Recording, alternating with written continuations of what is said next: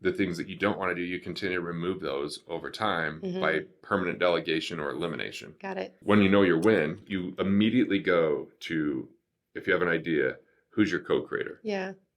Like, Yeah, I love who's your hearing you talk about co-creator? this. Because that will move it forward. Yeah. Hi, loves. It is Sundari, the Alchemist of Light, also known as Marcy Mentor. Thank you for joining us for this amazing, cool, phenomenal show.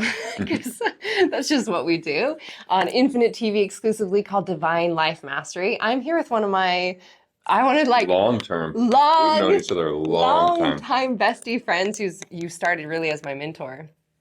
Even though you weren't so aware of me in your field, literally 12 years ago, I was on this video I was being interviewed by you on your show at the time. So we have like just, you know, I deeply, deeply, deeply appreciate the relationship that I have with you and you in my life and all that you've taught me. Sam, and you've been so supportive too. Like talking about how you came to my comedy thing last year, which was awesome. You just came and watched me do my one-man show. I just got to watch his one-man show. And brings so much energy to it, which is awesome. So I'm with Garrett Gunderson, who, if you haven't heard of him, he's very well known. He is, I mean, you have, last time I knew it was like 9 books, and I think there's more. Yeah, is the next one coming out? 9, and then there's one coming out in January 2024, and then I have another one that the manuscript's done. So I love writing. Every time I really do love writing. Like the early books, obsessed. I didn't really write them, candidly. I had ghostwriters because I was afraid of just owning it that way. And then now that I just own my full voice, expression and like, is just coming through you like that. Yeah. Yeah. Every time I'm back in the States and I see you, you're like, oh yeah, I have like 3 more new books. I'll give them to you. And I'm like, this book awesome. that Money Unmasked that comes out this year. That thing took me 7 years to write. Did it really? Wow. Yeah. So it's a bigger transition it's that comes the one through. I want to put 20 years into it. Amazing. I think it can change the narrative of finance and money. Yeah. Because love is embedded through the entire thing. And where are you getting that in a money book? Yeah. Okay. So we'll backtrack just a bit so you guys even know what the fuck we're talking about. So killing sacred cows, what to do, what the Rockefellers know. You've had so many books that are #1 bestsellers. They're still to this day like on what the would the top. Rockefellers do is selling 500 to 1,000 books on Amazon a week right now. I don't. And it's that's my like, least. I remember reading that forever ago. 2017, I think that came out. Yeah. So wealth genius. So this person is a wealth of knowledge. See, I'm funny too. See, there's you. There's my We're comedy. Gonna have more puns that was my whole comedy show right there. You really set that up too. Yeah. Like, this is happening. Wealth of knowledge right here. Pun not intended. Yes. So you've been known as this financial guru. Really. I mean, I know years ago, we went through my whole team in business. We went through your whole financial planning system with your wealth company.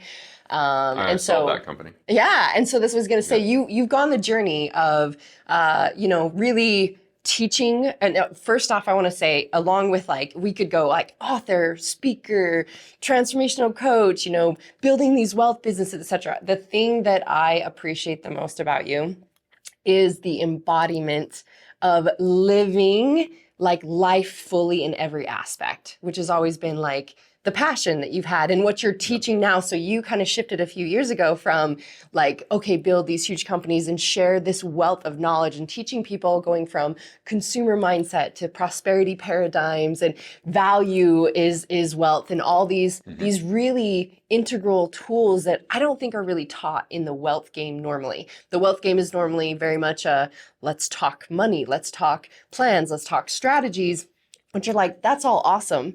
And let's talk living, let's talk value exchange, let's talk relationship value, mental capital, relationship capital, all these things that you talk about and how we live.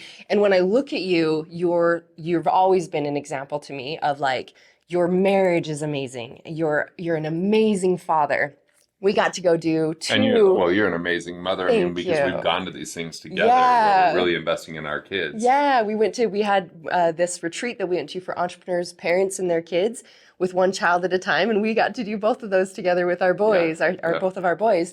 So my son dyed his hair after because it was awesome. Yeah. Because my oldest had dyed his hair green. Yeah. Perfect. And then my son had blue hair. It was great. Yeah. I remember that. That's so good. So that's the thing that I cherish the most is I see you fully thriving in every aspect of life. and you're teaching those tools and those principles to be able to do that, which is life mastery. It is, you are the embodiment of why I felt such an intense desire to have this show, which is like, how can we allow people to hear either the perception shifts, the context, the belief, changes, healing within, that they are living in the tools of mastery, and you're just like a wealth of knowledge. Well, it's interesting because I do spend more time alone now than I used to. Yeah. Because back when we first met, I was you were always speaking, and you always, were, yeah. And so now I feel like there's a lot of self-reflection. I do a lot of meditation to start the day, and then I do a lot of writing. Like not writing that I'm putting out anywhere. Yeah. Just writing where I'm like understanding where there might be unlearned lessons or unresolved emotions or judgments that are still there. And by writing that, because I realize anytime I have any judgment, it's something I haven't accepted or loved in myself. So I'm like, ooh, I guess that's a reflection that I got to look at myself. And just in the last year, I learned that I had a bad habit of being a people pleaser. And I got to feel what it was like to be on the other side of being a people pleaser, which sucks. Because then you just kind of accept mediocrity, where someone tries to smooth things over versus just people are afraid of direct conversation. And direct conversation can come from love. But it seems like if we're unwilling to be uncomfortable, we'll continue to be numb. Yeah. And that's the bottom line. Like, are we willing to be uncomfortable enough to love someone enough to talk to them and to examine ourselves? Yeah, it's a form of tolerating. So would you say, because I mean, in your one-man show now that you have, so you did 2 comedy tours. So there was this shift. This is what I'm going to, you went from the shift of like following more of like, what is the most nourishing for your soul, your expression, your passion. And you took, again, you sold the wealth company and you began a comedy tour. And then you stepped up and like, okay, I'm going to learn to be fully expressed on stage, and did comedy tours. Now it's the one-man show aspect. Right.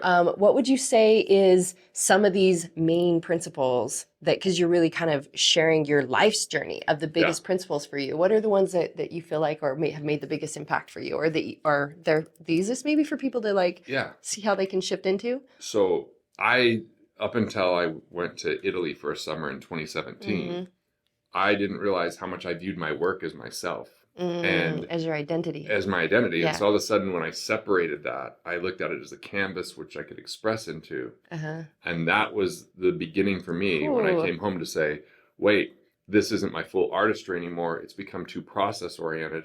And like so structural masculine. Yeah, so it's like I'm good at it. I'm effective at it. But I'm not fully expressed by it. I'm too systematic. And so when I came home, I was like, look, I had all this time with my family, and I started drinking cappuccinos. I'd never done that before. And I was like, this is pretty amazing. And that's a I'm having like show. Yeah, I'm having like exactly. Like I'm having like 4-hour meals and all this connection. So when I came home, I was like, how do I bring Italy to where I live now? Yeah. So I bought this cabin and I started to create hobbies. I started to do fly fishing. I went to classes so I could be amazing at making a good latte for people when they came, or a good pour over. And as I started to take time for myself, this hobbies that had nothing to do with money, I actually started doing comedy as a hobby right when I got back. And then I just had this level of expression that started to show up. And I feel like everyone's an artist, but the world tells us that work should be a priority and that it drowns out the artist. And within the artist lives our inner voice and lives our greatest self. And so for some, art might be gardening. For others, it might be actually painting. For others, it might be, comedy or a one-man show. But as I started to experience that, I was like, okay, I'm no longer identifying myself as my business. So what would be the best game that I want to play in this life? What would be the design that on a daily basis I would never want to retire from, that I would want to dedicate decades of my life to? And then I started doing more writing, and then I started doing more performing. And then I wrote a comedy special, and then I did all these tours because it was this artist that started to come alive. And so the first thing, and I'm just going to give things that are very different than I've probably you ever heard me talk about, is I think that the key to hear our voice is a hobby. And a hobby that has nothing to do with money, but we lose track of time. Flow and state. We just find flow. Yeah. Because then it's not about hearing from everyone else what we should do, it's hearing from ourselves. And I think it's a remembering of who we are in those moments. It's not something we need to seek and find outside, but like, and that's so, really good. So a remembering of who you are.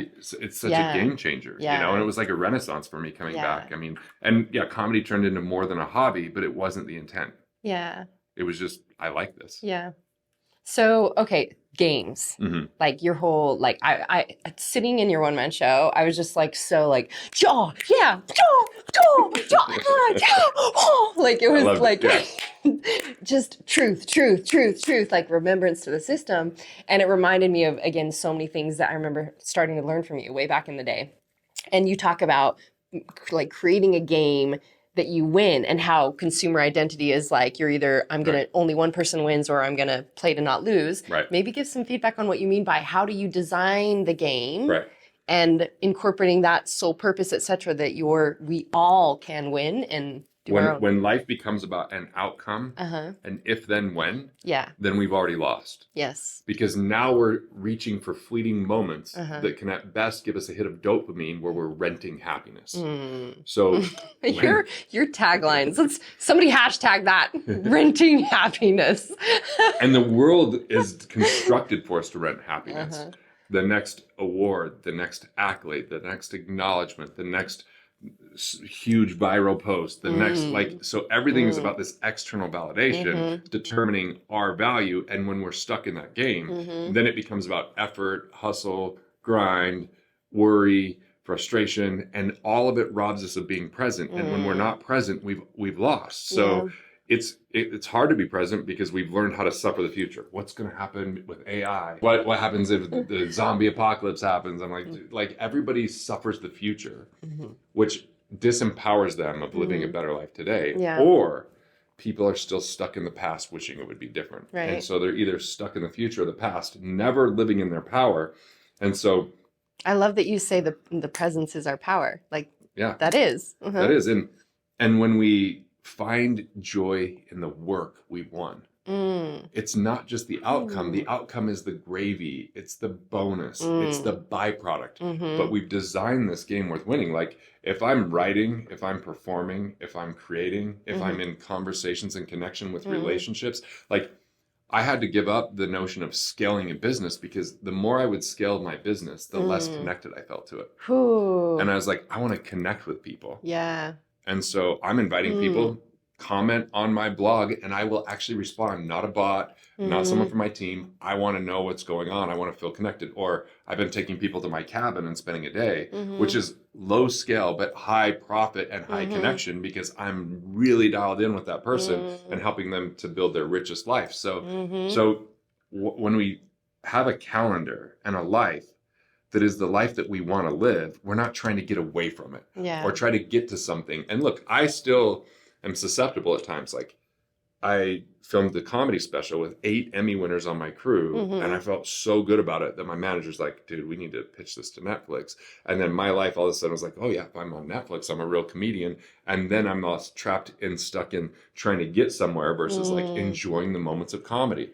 Like, each moment is, every time I write a joke and it amuses me. Every time I'm in the crowd and it amuses them. Every time they don't laugh and I make fun of them for not understanding what I'm saying. And it's like, you just create all these vignettes of joy, but we're just trained that we can only be happy when other people have acknowledged us. But there's always someone that doesn't. There's always someone that is frustrated. There's always someone with more. And so, game. Yeah, there's 2 carriers of scarcity. One is called more, and the other is called sacrifice. And almost anywhere we look, sacrifice is heralded as a champion. You have to sacrifice to succeed. That's bullshit, because then we sacrifice who we are instead of enjoying the process. Right. And the belief is you can't have it all. And because you can't have it all, you have to sacrifice some part so that one day it will be better. But then again, you've lost that moment. You've lost that game today, all in the name of you achieve it. And you go, like, look, I was listening to David Letterman was interviewing Will Smith, and this interview happened before he slapped Chris Rock. And he was talking about how they had broken records with the biggest movie of that time, and he still thought we should have done $7 million more. And he was unhappy, and he was like back in the grind. what happens is when you grind out for that long, Yeah. you are so becomes you're your tightly habit, bound, right? and then you're going to have an Yeah. explosive moment because you're carrying too much burden, because you're not enjoying it along the way, because the win's not defined. You're letting Hollywood define the win. You're letting the box office define the win. You're letting the producer define the win. You're letting the director define the win. You're letting your spouse define the win. And so we go through life. Do you like me now? Did I appease you? Am I good enough now? Am I lovable enough now? And the reality is when we love ourselves, we've already won. Yeah, you got it.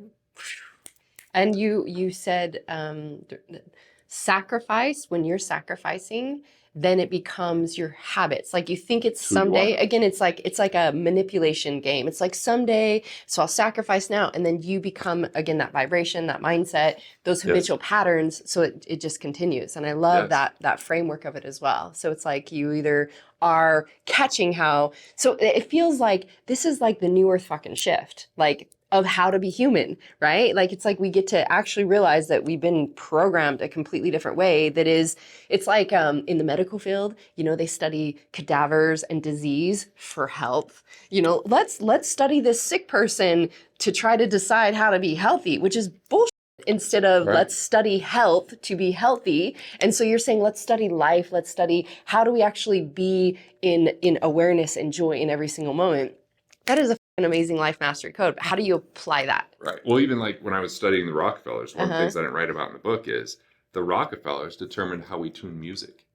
And they tuned it to dissonance instead of the vibration of love. Really? So as people are listening to it, they're feeling more angst and anxious, which drives us to consumerism. Oh, wow. So it's like, so when you look at it, it's everywhere we look. Like from the time we go to school to the articles we read, if you look up, you know, sacrifice, it's always going to be a positive. Sacrifice to succeed. You got to sacrifice to succeed. You got to, and so that gets programmed. So what's the code out of that?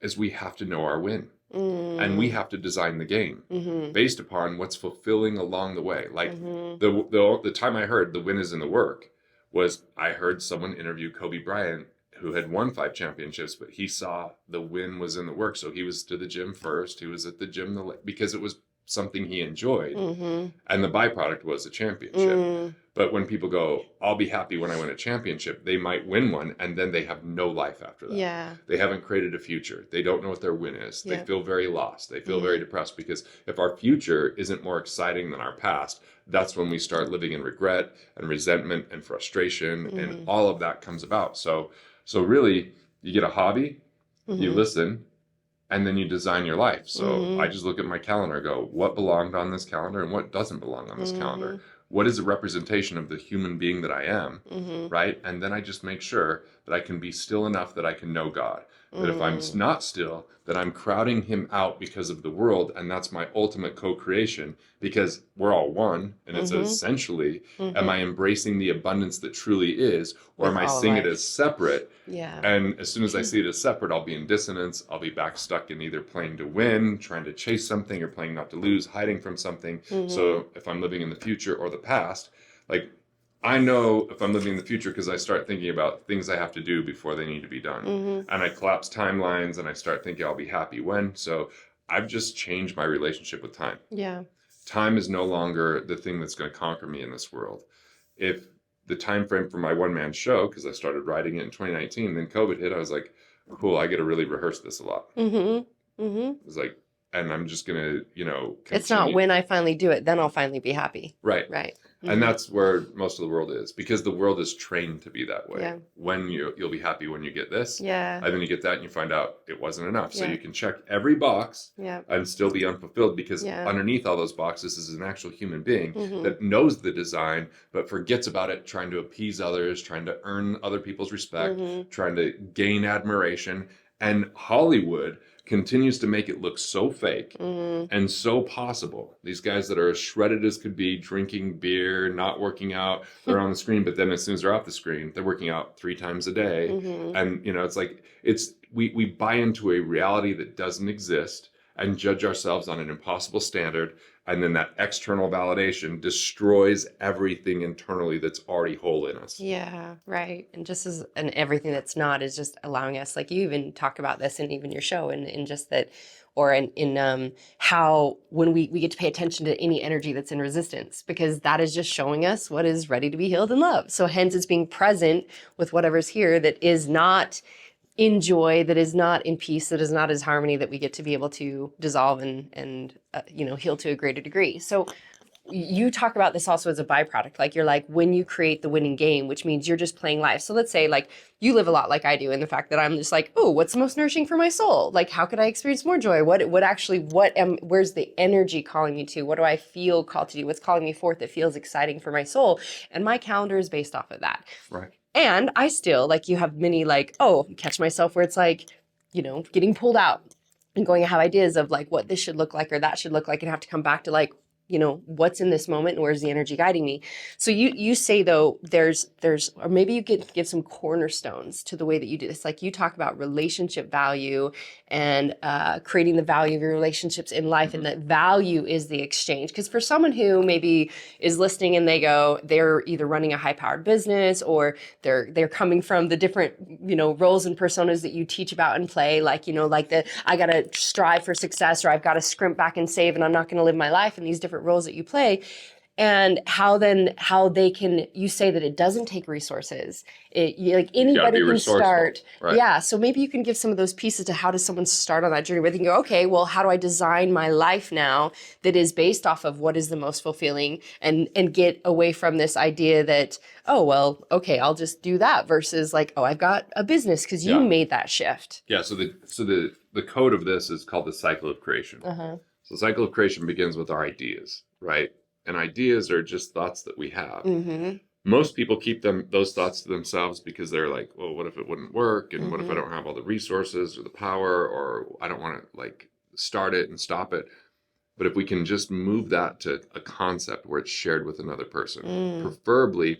So I have the idea, I want to do comedy. That moment I call a comedian and say, hey, I have an idea. Can we meet? And then when I meet with them, I'm like, can we schedule an open mic? I'm always moving it forward to a concept where it's concrete, where someone else has now shared it and can move it forward. Then it's about building a framework. Uh-huh. So a framework is where I could delegate things. So in a comedy special, there's 8 cameras, there's set design, there's, finding the location, there's editors, so that's all about framework. How can I remove that? So every day I'm just doing the comedy thing so that that's ready. And then a product, service, or experience. Now, if someone was like, hey, I want to do anything, whether it's write a book or they want to coach, it's like, well, what if you pre-sell that? What if you go, and even if you don't know very many people, you can just go to one catalyst. Catalysts are movers and shakers and connectors. And you say, hey, Marcy, I'm going to do this for you. I'm not going to charge you, but if it's good, like, will you endorse me? 5 of your friends. And will you tell people, because you're super connected. So all of a sudden I'm making a deposit and making a request.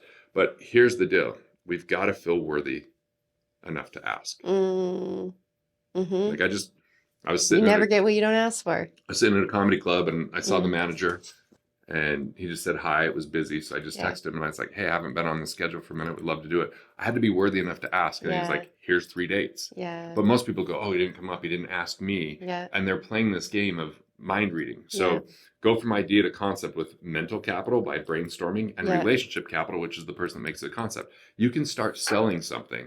Like Garrett White and I, way back in the day, pre-sold this course called the Freedom Fast Track on Demand. We hadn't filmed a single video yet, and we sold $150,000. And then we hired an editor. And then we had, we built out the studio where you and I did our last interview. And then we started filming it every week for 7 weeks, because we already had sold it up front, which allowed us. You guys might be the ones who taught me that, because I was always like, follow the idea, create as I go, because it's like, that's the integrity piece that you've already, it's almost like an accountability and integrity piece. You're going to do this. So I'm doing you're this. Not just making right. For no one. Like, versus people go. The Super Bowl is pre-sold. Yeah. They don't know who's playing. Yeah. They don't know how good the game's going to be. Yeah. And it's already sold out. Yeah. Before the game happens. Yeah. Most people go, when the game happens, then we're going to charge afterwards. As Or long as I you got have to create integrity. the whole program and the da-da-da and the website and it's all in the future Right. and then it never So happens or mental and something. relationship Yeah, capital, mental capital is ideas, knowledge, wisdom, got it. insight, strategies, tools. Mm-hmm. Relationship capital, people, networks, organizations, mentors, friends, and Mm-hmm. family. Move it to concept that it's now concrete, whether it's on a website or whether it's on a, it's just like, look, when I started doing Just immersions, speaking it and writing it, you like to say. Speak it, yeah, write it, speak it, write it, speak it, write So it. like, so I have this situation where I'm like, I had someone that's like, hey, we've been in your program, but like, what would it take to work with you? Yeah. And so I threw out a big number. I was like 150 grand, which small compared to what you were charging at the time, but 150. But then what I realized is they expected too much of me for the 150. I had to do calls when I was in Italy. So I was like, no, 25 grand for a day. It's Yeah. just one day. I just make all the connections, but I didn't have a website. I didn't have a form. And now over time, we built where people could pay for that, where people could apply. And there's a process, but you just start with the minimum viable product that someone can engage you. And then you use the profitability to build the next level of framework. And then you go down the circle again. Okay, we have this program. What's the next idea that we make a concept? And you can survey them, you could find out. And then what's the framework that we can start delegating that out? And then, can we get paid up front for it? Yeah. Well, that's how you built a huge wealth business as well, which was, everything from, gosh, you had so many things. I know that myself and my team all really benefited from learning all the different aspects. And we worked with your team most of the time. You know what I mean? It's like, okay, if my team worked with your team. It's like, they're going to sit and go through the things and create all these things. But you built, and looking at so we'll backtrack for a moment. Can we backtrack for a moment to when I first met Garrett? I was like starstruck. And because I was a $2 an hour waitress, just newly divorced, was like, how the am I going to feed my children and create something different? And a good friend of mine was working for you in one of your wealth businesses. I think it was, I don't remember what it was called back then. And he suggested to me to get on this like $30 a month membership. The producer revolution. Yes. Of these, so you were producing one CD a month. Actual CD. An actual CD. 5 little quotes a week. We were such babies. Yeah. In a CD player. And like where you interviewed someone on and just jammed out, right? And I remember thinking $30 a month, because I was like, how am I going to feed my children and still pay for a mortgage and do all these things? And again, it was right around the time I became the waitress. And so I was like, okay, how can I create this? And I signed up. Which is a powerful question because most people say, I can't afford it. Yeah. And I was like, all right, I know I get to learn something different if this is what I'm experiencing. So what I did, I remember each one, I don't know how many months it was, but it was like each one I would listen every time I worked out because I knew that your brain retained like 300% more. So I'd be working out in the morning, listen to it over and over and like, okay, how can I apply this? How can I apply this? And then I don't know how many months it was, but the few months went by and I had like one of these CDs every month. Then they say, we're going to do this little event where if you're in this membership, you can come for the day. And Garrett's going to come. And so people teach all day and I'm just like there and I'm always like, where's Garrett? Is Garrett going to come? Is Garrett going to come? And then the very end of the day, they're like, oh, Garrett's here. He'll say hello. And so everyone's like saying hello. And I'm like, do. And I walked up to Garrett. This is the very first thing that I said to Garrett. I've heard your voice. I was just like, oh my God, what did I just say? But I was just like, I was. And then how long from that to when I interviewed you? And I don't think he knew that I was the same person. Do you? Do you think that you? I did. Do you remember the moment of that weird person? But I didn't. You don't remember the weird person that's like, I've heard your voice. And you're like, okay, moving on. So months later, I don't even know how much later, I really catapulted between, that's how you were my mentor in the beginning. Then I invested in a high-level coach who you were mentoring, and he was my one-on-one coach. And I started my what was it called? 90-day mind-body transformation in gyms. I became the nutrition fitness expert on TV, and I catapulted. And next thing I know, I'm getting a call from Garrett's team to ask to interview me. Yeah. On his show. And we just watched that interview. Yeah, and I was just like, oh. And when I first met you and you kind of walked in the studio, I'm like, I don't think he knows that I'm the same person. That's good. Yeah, I don't think I did. And then we became friends. Yep. But you were always just like such a great teacher to me. I really want to open it to like, what do you feel like are some of the greatest tools that you implement in your life that you think are like mastery tools for living your greatest Knowing life? my money persona and Carrie's, Mm-hmm. my wife, because we're different. And what happened before we understood it, I always thought of me as the gas and her as the brakes. And so that's like very push and pull. But as soon as I realized she's the detail person that will make sure that everything gets seen all the way through and analyze it, I'm the initiator that will bring the ideas. Yeah. And so we haven't thought about money since 2008, right? So like that's pretty crazy because that's the number one reason listed for divorce. So like knowing our money persona, that's been a huge thing. And I think the other thing is just that I make and sure. you have a tool for that. Like you have like, so obviously you guys can not only go and order all of the books. It's free. It's GarrettGunderson.com/quiz. And you've got the Muslings one as well for like your blog and like where you're like jamming out on different teachings. GarrettGunderson.com/musings. And that's like your it's fun pretty play. raw and very like I saw just here's the whole going off on the different things, which is awesome. So we'll list those as well. Okay, so money persona. So money persona. And then I just think that making sure that I have my meditation every morning and then that I'm just doing a little bit of writing. And so I'll meditate, I sit in a sauna. Love the sauna. And then I do cold plunge. And then I listen to something from one of my spiritual mentors while I do 20 to 30 minutes of stretching. And then I start my day. So that's from 5 to 9 usually that I'm doing that. It's a big part of the day. But I also look at like, I don't tithe money to any church. I tithe 10% of my morning, of my whole day to God. And that meditation for me is connecting directly to God and allowing for God's loving and loving back. And then throughout the day, if I ever am like at a place where it doesn't feel optimal, then I just let that go to God. I just give it up to God. And then I just remind myself to like let that loving in and then just take whatever the feeling or emotion is in and just let it go. And then if it's still there, then I'm going to do a little bit of writing. So that's been very helpful for me. I mean, my wife's been doing 2.5 hours of meditation for over 10 years and is a transformed person for it. I've been a lot more inconsistent, like 30 minutes some days, an hour another day, every rare time 2.5 hours. But those rituals, I call it like devotion to divinity, because it's like, and for me, I'm like, I literally don't usually plan anything before noon and I get up, like I probably start around 6:30. That's how much, I mean, I do enemas almost every single day. Like, I'm like, that's part of clearing my system and my body vessel in between, like, everything that I do. And there's waves where I go through. Yeah, and you don't sometimes want to be rushed dance, through any morning, right? Exactly. Like I love my flow. So what I'm hearing also is this, like, because I know that's for me when it became like time shifted, when I went from like that high level, $1 million coaching clients and and I had like a schedule like that and it was like, okay, I end at this time to be with my boys. And I had taken a lot of those things from you. And where it shifted even more was being like for me, my number one priority is peace. Peace is my number one priority. Bliss is my baseline and freedom is my foundation. Like if I'm not operating from that, because I know everything I create is created from that. So you design the game, you determine the rules, and then people play according to your rules. Yeah. And if they don't fit those rules, that's fine. Yeah, exactly. They're not going to be part of your life.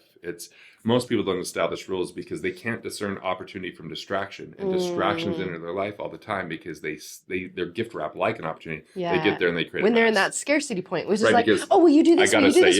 Yes. But abundance allows us to say no more often. Yeah, you say taught me no that. to things that aren't fully aligned. And I don't want more than 5 objectives at a time because if it goes more than 5, then it's going to crowd into family time. It's going to crowd into my thoughts. It's going to harm my performance. It's going to remove me from being present.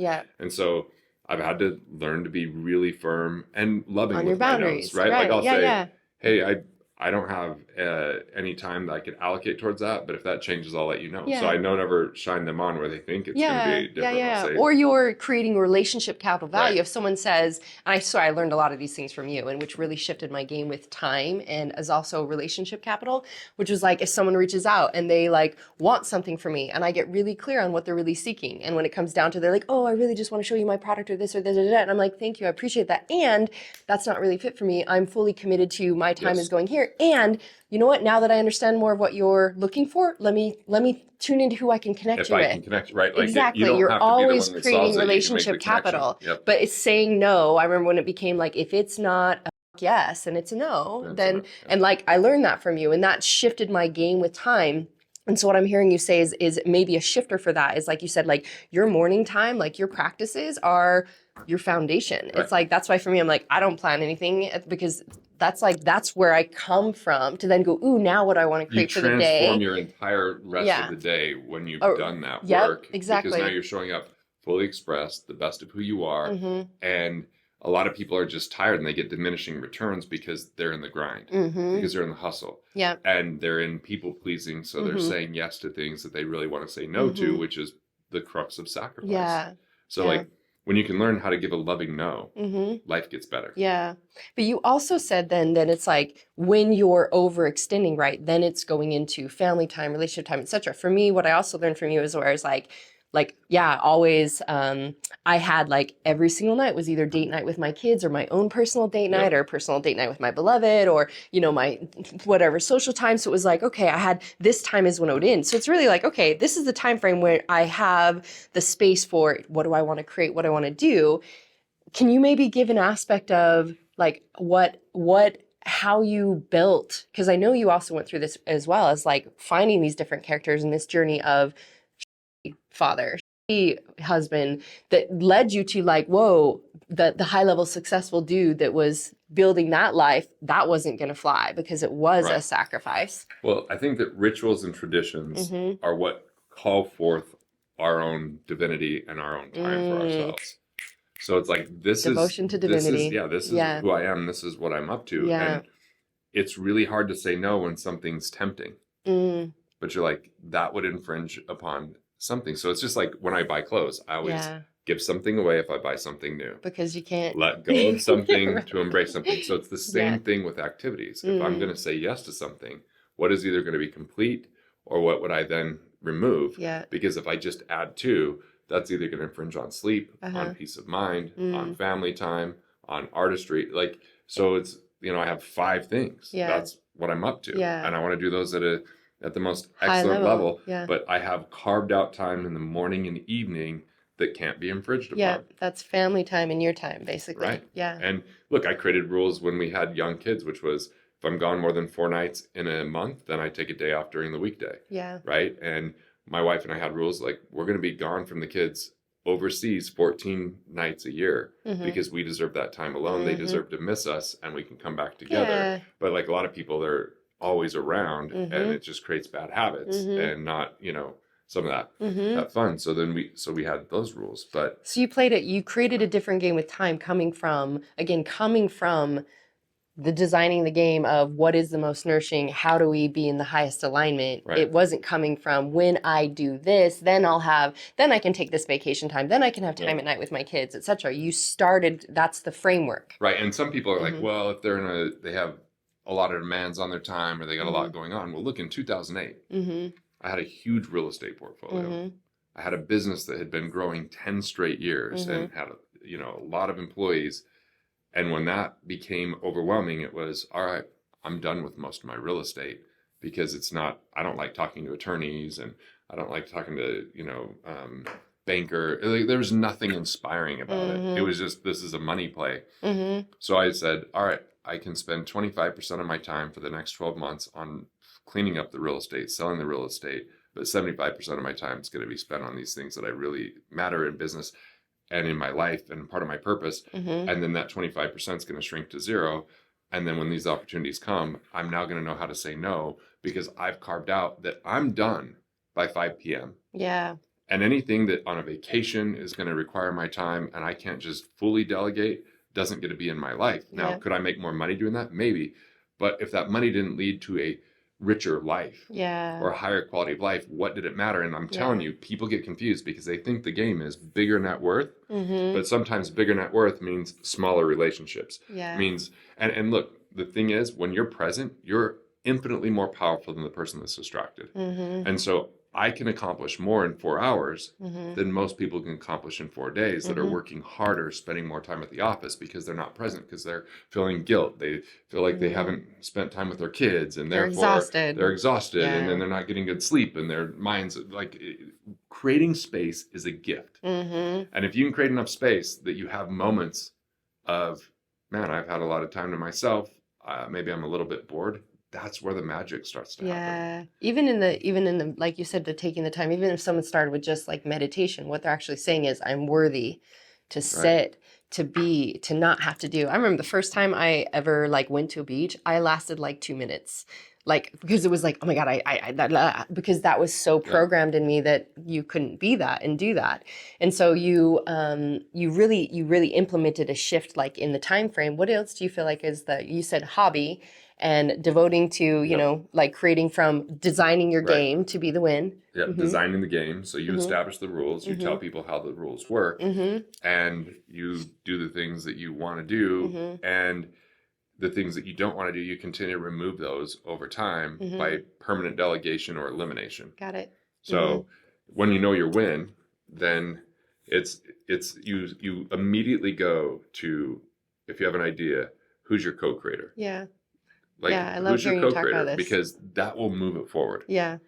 Then And that can be even just speaking it out, like sharing with friends, like having, like owning it, declaring it, putting it into the field of the frequency of energy to be received. Then it's where are you going to find the time? You just got to look at your life. Like, where are you delaying something and that leads to numbing out? For some people, I see it where politics, like, I don't vote. I don't give a shit. Like, I haven't ever voted, actually. I'm never going to, because I vote with my time every moment. I vote with how I live my life. It's worth more than me researching these candidates that are caught up in a system that isn't really your about system. Who I am. So politics is a big thing that is an escapism for a lot of people.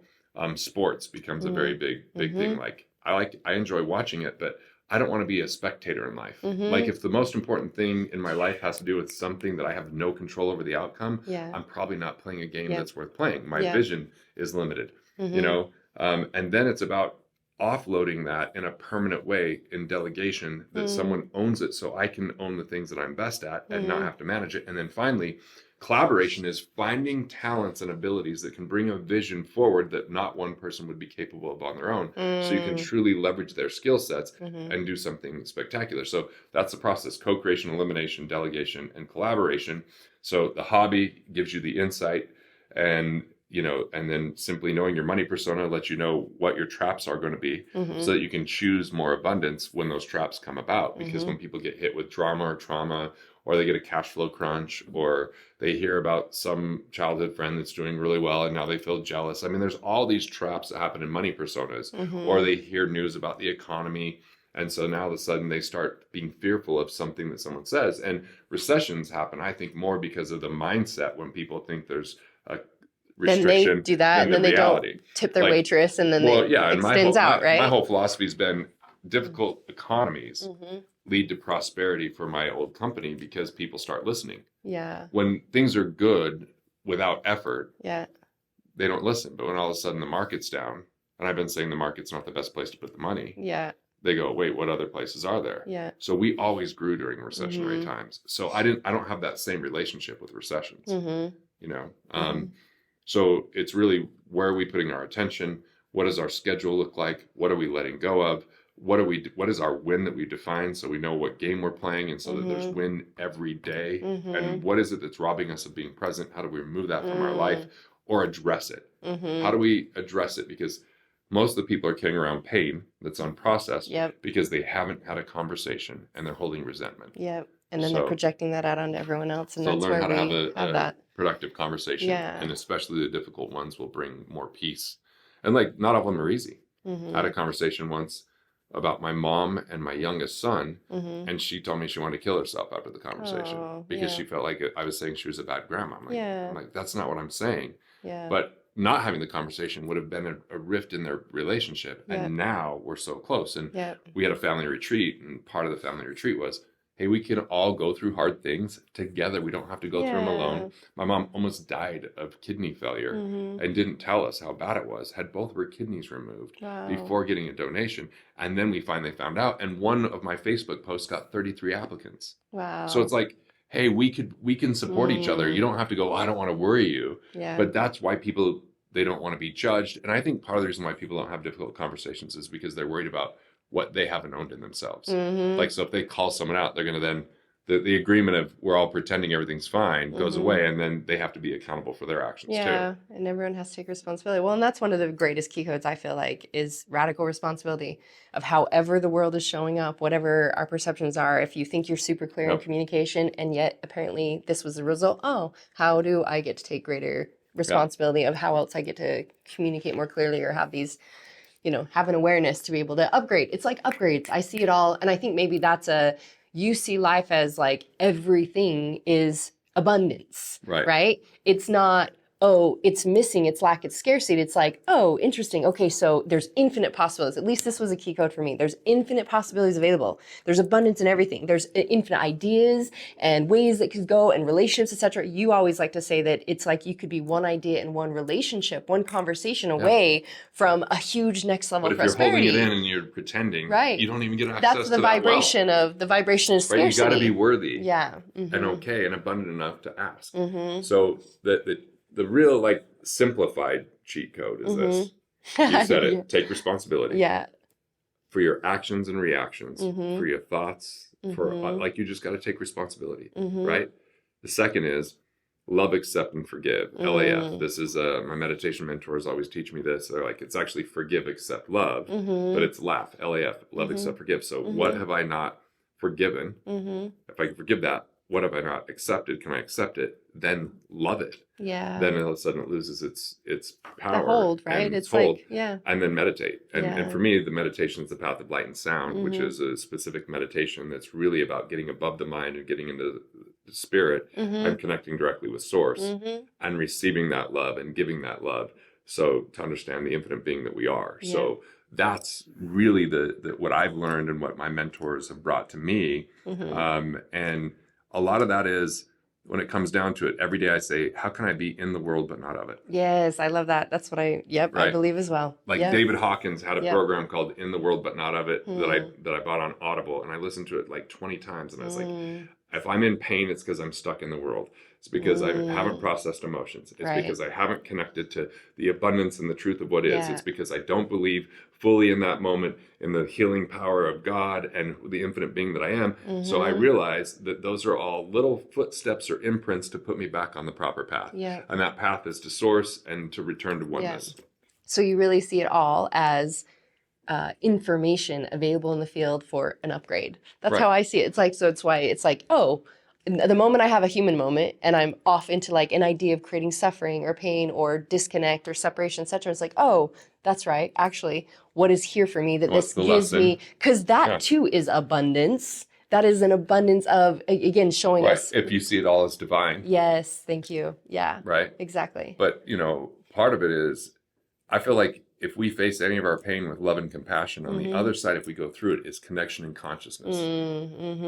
And if we can get to that connection and consciousness, then we are the because whatever you had pain with, that maybe separation, like let's say, for instance, you had some sort of resistance with your mom because of and then through love and connection on the other side, you are one. Right. We're capable of doing harder things than the world wants us to think. They want us to numb out with watching another thing on YouTube or watching another thing on TV or complaining about everything in the world. And so that's why in the play I'm like, forget about the world, change the game.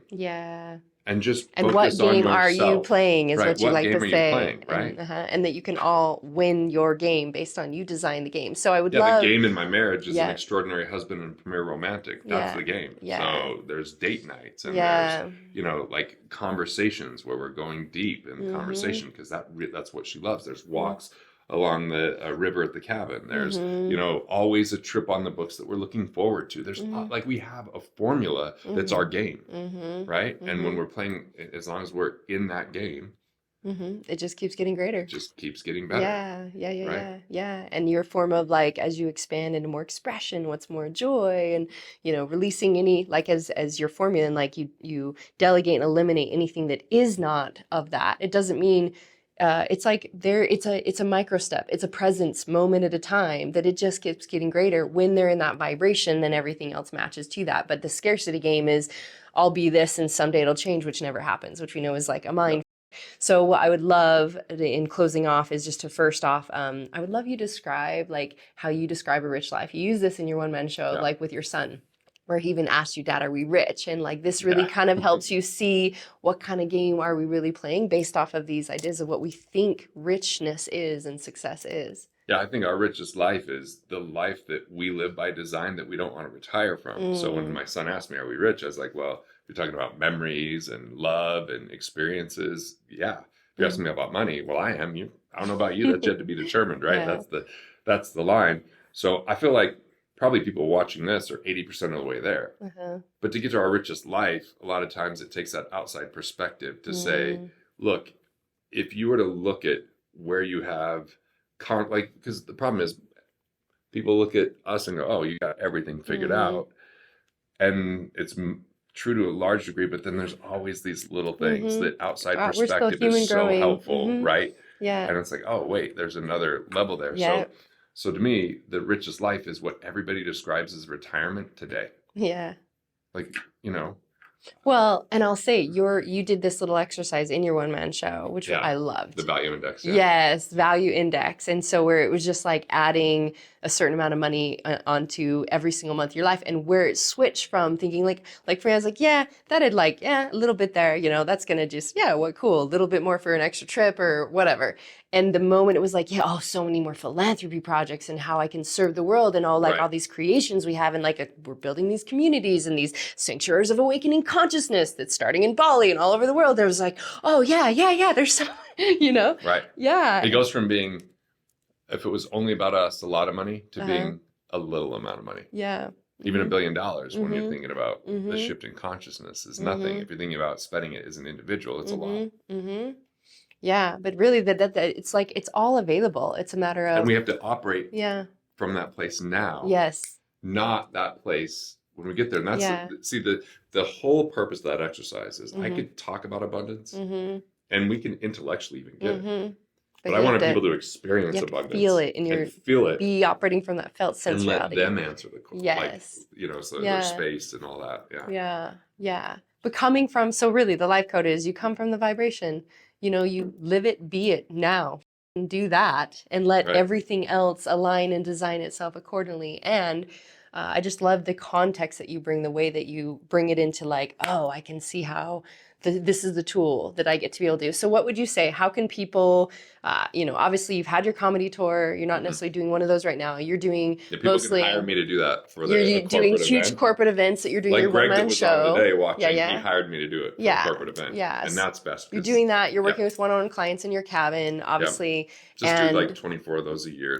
Pretty within my container and rules, but I'm bringing them to my sacred space. It's like a lodge. It's beautiful area. Beautiful. And what if for the everyday person to maybe want to receive some of the wisdom from you, just like I did, that shifted my life I think so my many years ago? blog is definitely the most just raw and transparent, super. I've written recently 2 things about, hey, with everything that's going on in the economy, let me help you see through the matrix and know precisely what to do. Because you build your own economy. Right. So that's, but then I have hey, here's when I got sued once and what the lessons were in that and what that experience was like. Wow. Or here's the first time when I was 15 and I gave a speech versus what that did and what the thoughts were and emotions. And then just, there's your always, I'm checking everything's richest life stuff, but it's very I'm learning as I write it because there were still remnants of lessons, but by writing it, I get to pull it all the way out and I'm just fully sharing. So good. There's no, I lived a perfect life. I'm perfectly imperfect. Yeah. And okay with that. Yeah. Perfect. I love that. So your books, people can get your books. Where can they get the money? So if you go to GarrettGunderson.com/offer, you can download 2 of my books for free. Amazing. I think that's Showing Sacred Cows Abundance and the Rockefellers. Everywhere. Yeah. So there's those 2. Is there anything else that you're excited about offering or sharing, or is the most exciting for your soul? Other than sitting here with me. So one of the things I'm excited to tell you about is what you just witnessed. Yeah. We're putting a music score through the whole thing. What? So imagine what you just watched at the one-man show being scored with music in the background the whole time. So cool. Helping take the ride to a crescendo. Yeah, because I loved when you had the videos come up in the back, or the pictures and the little bits of music made it feel really more interactive. So, so a whole I'm nother level. working on that. Hopefully get some progress on that today. Cool. With the with So when I'm back musician. next time in the States, you'll have 5 more books and that. And yeah. All with ease and grace. I am excited about the children's book. Yeah. Oh, okay. That's right. You have a children's book. So Please. I teamed up with this woman, Julia Cook. She sold over 3 million copies of children's books, and Source Books is the best publisher. And Money is the character. It's for K through 5th grade. I am money. I don't grow on trees. Oh. And the whole message is there's a lot of studies that if people have the basic amount of money that handles just the general things in life, like let's say like $75,000. Yeah. It helps them with happiness. After that, there's no correlation.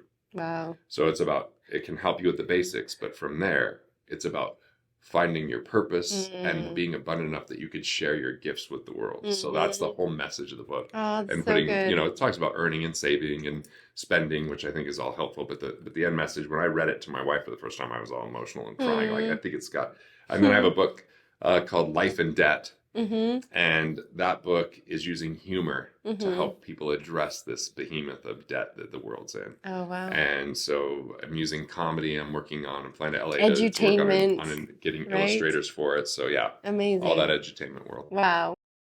Hey, thanks for watching. I appreciate it. And if you're enjoying these videos, well, there's good news. More where that came from. So go ahead and click through and watch the next video now.